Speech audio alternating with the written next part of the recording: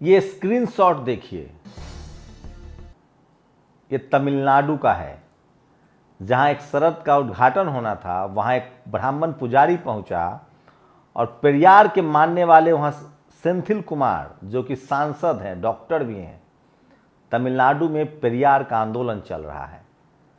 सांसद ने पूछा कि सिर्फ पंडित को क्यों बुलाया, अगर पूजा ही करानी है तो सभी धर्मों के पुजारियों को बुलाओ और नास्तिक को बुलाओ, नहीं तो इसको भगाओ।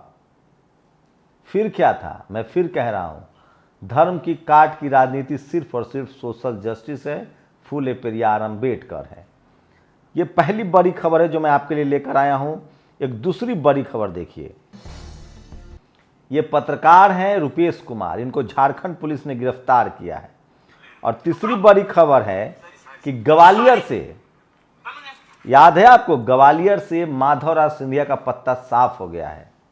उनके बेटा जो है, सोचिए, माधवराव सिंधिया का जो वर्चस्व था, कांग्रेस में थे, उनके बेटा ज्योतिरादित्य सिंधिया बीजेपी में चले गए। अब वहाँ पिछले 57 साल के बाद बीजेपी का गढ़ टूट गया है और कांग्रेस ने महापौर के चुनाव में जीत दर्ज किया है।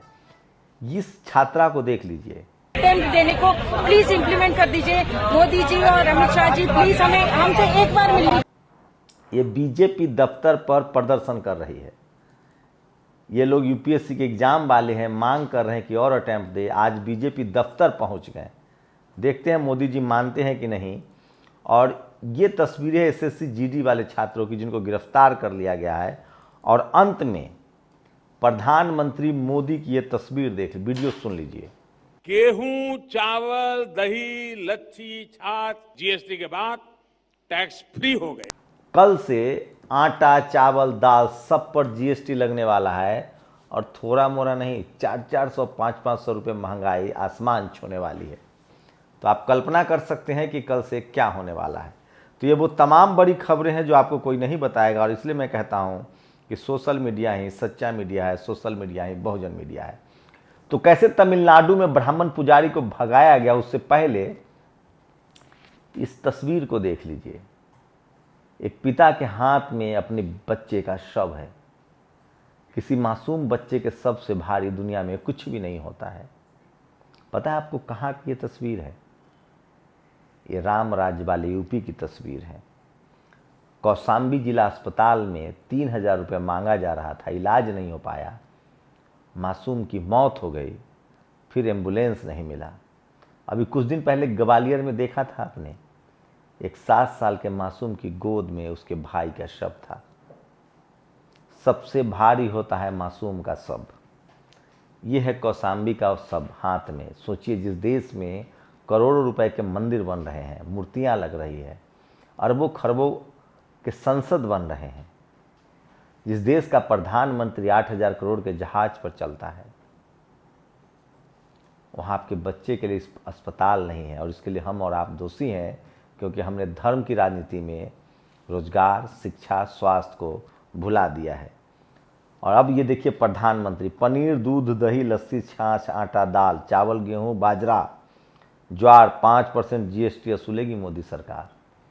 सब कुछ महंगा होने जा रहा है। जब ये साहब मुख्यमंत्री थे तो कहते थे कि महंगाई बहुत है, सस्ता होना चाहिए। आप क्या कर सकते हैं? हम सिर्फ आपको तस्वीरें दिखा सकते हैं, खबर दिखा सकते हैं, सोचना आपको है।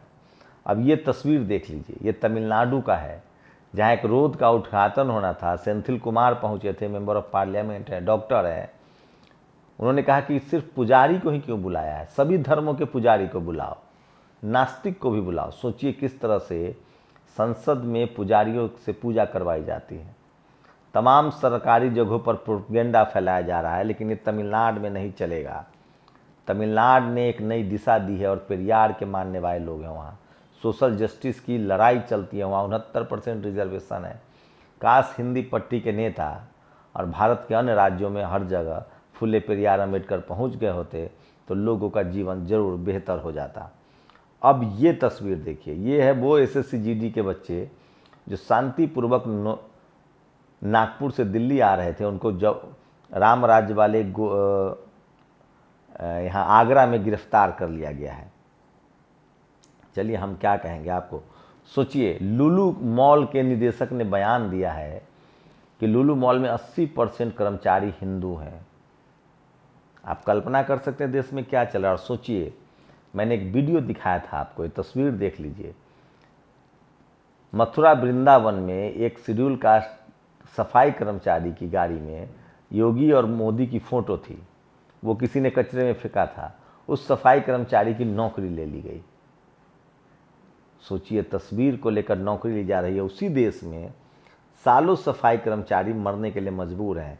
आज फिर से इंदौर की ये तस्वीरें हैं जो बेजवाड़ा विल्सन ने भेजा है। और आप सोचिए, प्रधानमंत्री पैर धो के पी रहे थे सफाई कर्मचारियों का, और अब उनकी नौकरी ली जा रही है। लेकिन इसके खिलाफ कोई बोलने वाला नहीं है, और जब तक आप बोलेंगे नहीं तब तक आपके साथ यही होता रहेगा। तो आप कल्पना कर सकते हैं कि इस तरह से देश में चल रहा है। और अब लास्ट में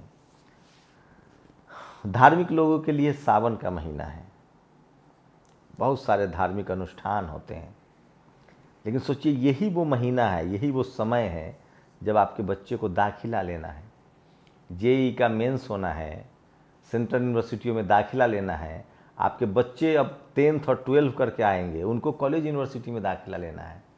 सोचिए, आपको तय करना है कि आप फिलहाल पूजा पाठ में समय देंगे, अपने बच्चों का सेंट्रल यूनिवर्सिटी, कॉलेज यूनिवर्सिटी में दाखिला कराएंगे।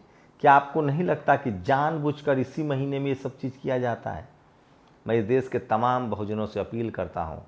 दिलीप मंडल ने एक सर्वे किया था, 10 कॉरपोरेट कंपनियों में वो काम कर चुके हैं, दिल्ली, मुंबई जैसे शहरों में। उन्होंने लिखा है कि शायद ही कोई सवर्ण समाज के आदमी, पढ़ा लिखा, कॉरपोरेट में नौकरी करने वाला कांवड़ लेके जाता है। वहाँ सबसे ज़्यादा SC ST OBC माइनॉरिटी की भरमार है, अल्पसंख्यक समुदाय की भरमार है, SC ST OBC की भरमार है। मैं आपसे गुजारिश करता हूँ, अपने बच्चों का दाखिला कराइए। पूजा पाठ तो वो बड़ा होकर भी कर लेगा।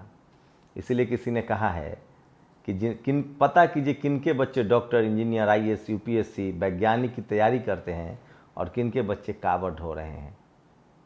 एक बहुत बड़ी कॉन्स्पिरेसी है ये।